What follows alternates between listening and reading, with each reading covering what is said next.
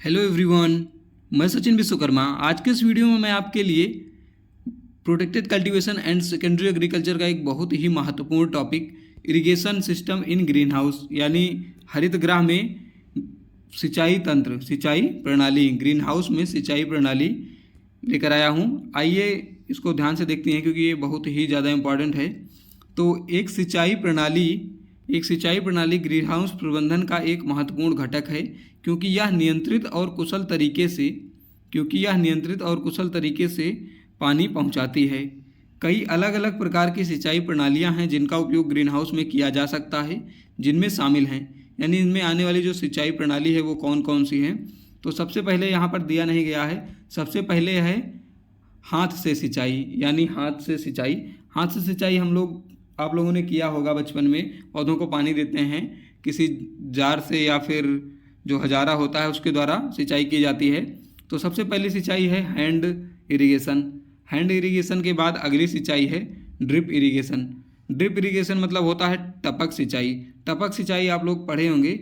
यह प्रणाली सीधे पौधों के आधार पर पानी पहुंचाती है, जिससे पानी की बर्बादी कम होती है और पानी की अधिकता को रोकता है। यह एक प्रणाली के माध्यम से पोषक तत्वों और उनके वितरण की अनुमति भी देता है, यानी इसके द्वारा हम लोग पोषक तत्वों को भी प्रदान कर सकते हैं। इसमें पानी की कम आवश्यकता होती है। इसके बाद अगला है स्प्रिंकलर सिंचाई को ग्रीन हाउस में ऊपरी सिंचाई भी कहा जाता है। यह प्रणाली पौधों को पानी पहुंचाने के लिए ओवरहेड स्प्रिंकलर इरिगेशन भी कहा जाता है।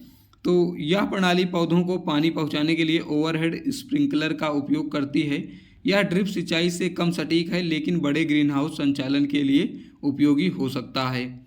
इसके बाद अगला है परिधि सिंचाई मतलब होता है पेरीमीटर इरिगेशन में क्या होता है कि इस प्रणाली में ग्रीन हाउस के फर्श को पानी से भरना शामिल है, जिसे बाद में पौधों द्वारा अवशोषित कर लिया जाता है। यह विधि ड्रिप सिंचाई या फव्वारा सिंचाई से कम कुशल है, लेकिन इस प्रकार के पौधों के लिए उपयोगी हो सकती है।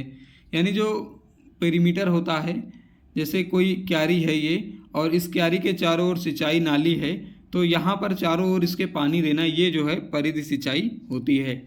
इसके बाद अगला है बूम सिंचाई क्या होता है? इस प्रणाली में एक ट्रे या कंटेनर को पानी से भर दिया जाता है, जिसे बाद में पौधों के द्वारा अवशोषित कर लिया जाता है। फिर पानी को वापस एक जलाशय में बहा दिया जाता है, जिसका पुनः उपयोग किया जा सके। इसके बाद अगला है कि ग्रीन हाउस के लिए सिंचाई